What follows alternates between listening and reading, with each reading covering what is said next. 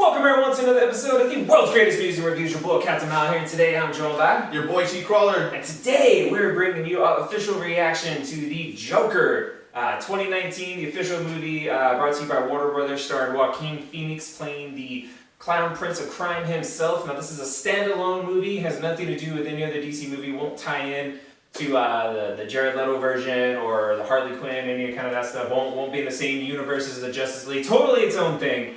So I have some thoughts, but first I want to hear what this man has to say. So T Crawler, you just watched the trailer. What do you think? I'm speechless, literally. A lot of things were going through my head. Like you said, it doesn't tie into any of the other movies that have been put out. It's a standalone. So I guess my first initial thought was, I want to watch it because it's kind of intriguing because I want to see where they go with it. Like, you know, a lot of people get hung up on the look of a character because it's not exactly how it's portrayed in a comic or a favorite TV series or movie or something like that. So the look is different, but the actor, he's a great actor. So I'm like, I don't even know. I don't know to not like it or to like it, and I'm just trying to look at this trailer. I watched it twice, and I'm sure watching it more, I'll probably see more stuff, but it's just, I think this, like I said, the second time it pulled me in more. Like I'm intrigued. I want to know what's going on. So I don't know whether to like it or not right now because I'm just like, there's things I don't like about it. Like I said, I do go on the, hey, he doesn't look like the Joker I'm used to. He doesn't like, but it looks like it's going to be obviously an origin, standalone movie. So it's another thought. I was like, okay, here we got another like Venom type movie that is like, please don't let this be like Venom, like for the people that are like Batman fans. And so I'm gonna let you go. I'm really curious about this guy's thoughts. You know, I'm gonna be pretty neutral on the whole thing. Yeah, we're neutral. Okay. So, okay, so here's the thing. Yeah, cool, so it's going to be a Joker movie without Batman. That's great, we had a Venom movie without Spider-Man. I can't wait till we get the next Jurassic World sequel with no fucking dinosaurs in it. Because you know what I want? I just want 2 hours of people walking around the visitor center being tourists and not having any of the fucking thing that I want to see in the goddamn story. That's what I want to see. I think that's going to be totally cool. So, I come at this with two trains of thoughts. One, what are my thoughts of this trailer specifically and what I think this movie's going to do? Because those are kind of on the positive side. And what do I think about the whole concept of doing a standalone Joker origin movie? Because those are in the dog shit side. So let's be positive. Let's be pro things on this channel for once. So tonally, the movie looks kind of neat. It looks kind of creepy. The whole bit with him. So the trailer, if you haven't watched it, go watch it and come back. The trailer is an origin story. It shows him before he becomes the Joker and how the transformation is probably going to happen. And that inherently is problem number one, but I'm going to get to all that. But we see Joaquin Phoenix being just a normal dude, getting beat down by life, taking care of his elderly mother, which, I don't know, those shots were creepy as fuck, right? Yeah, was that not just me? No, they were. That was really creepy. But I think it's supposed to be. I think, like, seeing shots of his life is supposed to make you feel uncomfortable. Like, you're never supposed to really root for the guy, I don't think. Maybe a certain amount of empathy. But anyway, looks creepy, he gets the shit beat out of him a lot, it's weird. But tonally, it's on the darker end and it makes you uncomfortable, which I think that's a good starting point for a Joker origin story, right? Seems to be going in a slightly more realistic tone in terms of, I don't think we're going to see him dropped into a vat of chemicals in this movie. It didn't really give a whole lot away from the plot.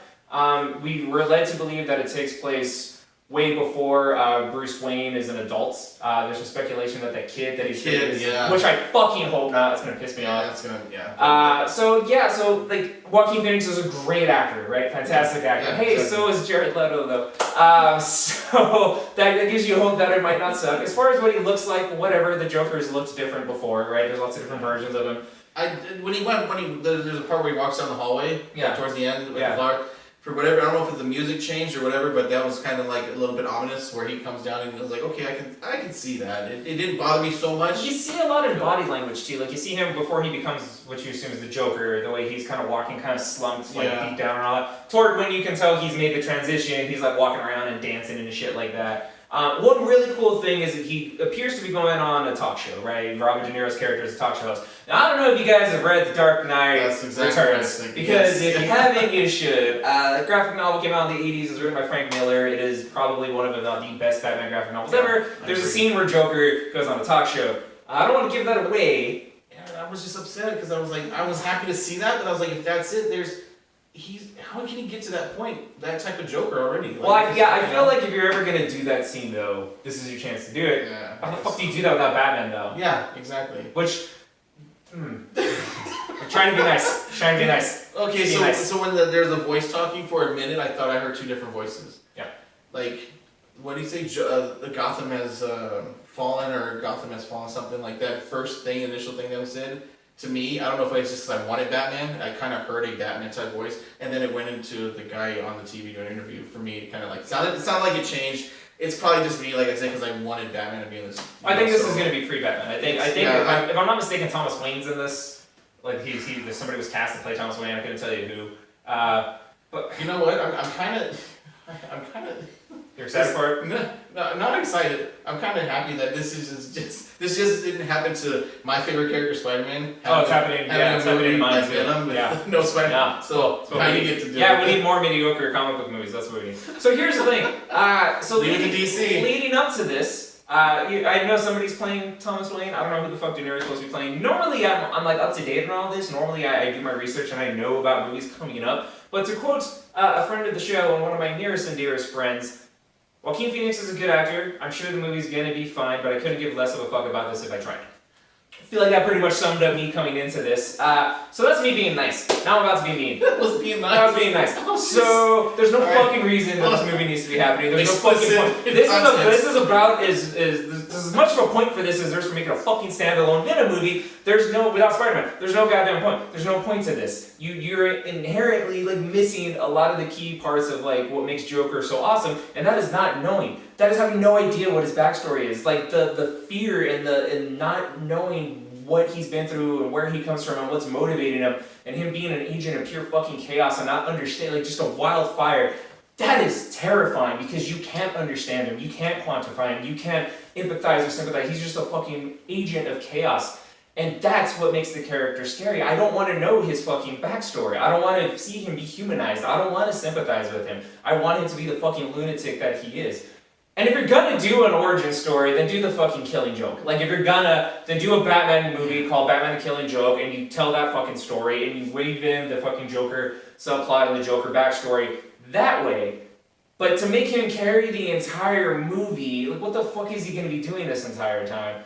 It's like, you know how you have a horror movie and you do a really, really good job with pacing and tone and not going to jump scares and you're really setting up the ambiance of being terrified and you're like, oh fuck, they're getting me. And then at the end of the movie, they show you the monster and it's just this big CGI fucking mess and you're like, well, now I'm not scared anymore because now I know what it is. Right? Now I can see it. That's what it's going to be like with the Joker. They're going to set up this whole aura of him and then you're going to see what happens. You're going to be like, well, he's just some fucking nut job now, isn't he? Right? That's the problem. There's no point to having a fucking Joker movie. And that little kid better not breed Bruce Wayne because if you're going to, like, again, just like freaking in the 89 Batman movie, tie them in somehow. Hey, how about Joker is just some random fucking lunatic that comes to Gotham to challenge Batman, right? I don't want Joker's existence to be the thing as the catalyst for Batman. I don't want him to be the one that shot his parents. And I know in the Killing Joke and Batman's there and he's part of the reason he fell into the Bat chemicals and partially created him. That's fine, but that leads to Batman was created. He became Batman because of street level crime, because a random fucking dude shot his parents, right? And his presence, him escalating things and becoming the Batman, lends itself to inviting these supernatural and these fucking larger than life villains to come at him. It's just, like they talk about it in Batman Begins and The Dark Knight. It's escalation. His presence allows them to be there. Not only that, but his presence kind of breeds them. He causes them to come into existence in one way or another, which is a mindfuck for Batman because he's like, am I really doing any good? Like, am I stopping anything? Or like the best scene in The Dark Knight is when Joker mindfucks Batman in the interrogation room when he's like, don't talk like one of them. You're not. He's like, you're like me. And he's like, I need you. Like, what would I do without you? And Batman realizes, fuck, I need you to justify my fucking existence. Because I'm a goddamn lunatic also, aren't I?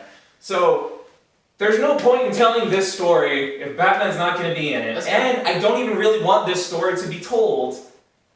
It'll probably be okay. I don't care. That's like all that stuff you were just saying is kind of like the situation in a lot of vigilante shows are, you know, they get to that point where they're like, you know, the council person or the chief of police say, you know, these lunatics didn't come out of the woodwork till you showed up, so start doing what you're doing. So, and this is what Batman has to deal with. So, yeah, dude, I just this movie, I don't know. I'm still intrigued. I want to know where it goes. That's the only thing. But it's like Venom. Yes. Apparently, I'm the only one on the internet not fucking in love with this thing, too, by the way. Other reviewers can't and reactors can't stop gushing about this. They're just like in love with it right now. And I couldn't disagree with them more. Again, it doesn't look bad. I just don't want it. There's no need for it. This is what we're getting. This is the movie that we're making. And I heard that because Aquaman made $1 billion, they're working on a spin-off about The Trench. The Trench are getting a spin-off movie. Okay. No. I can't get Man of Steel 2. You couldn't hammer down a fucking Batman movie, and now you're letting all these actors leave. Henry Cavill's gonna go play The Witcher, Affleck stops down, and now you're gonna make a goddamn joke movie that doesn't even stand in the same fucking universe. And I understand the concept of an Elseworld show, an Elseworld movie, but if you don't have a connected universe, then you can't do. Nobody's gonna hurt you anymore. The sun's getting real low. Sun's setting. That's right. That's right. Okay. I just want this scene to be good. Damn it. Oh my gosh! All right, let's wrap this up because it's not gonna go anywhere. All right, my closing thoughts are anywhere good. So my closing thoughts. Fuck this movie. I guess that's it, guys. Thank you for joining us on this episode of the world's greatest news and reviews. If you appreciate this video, please be sure to like and subscribe. Peace.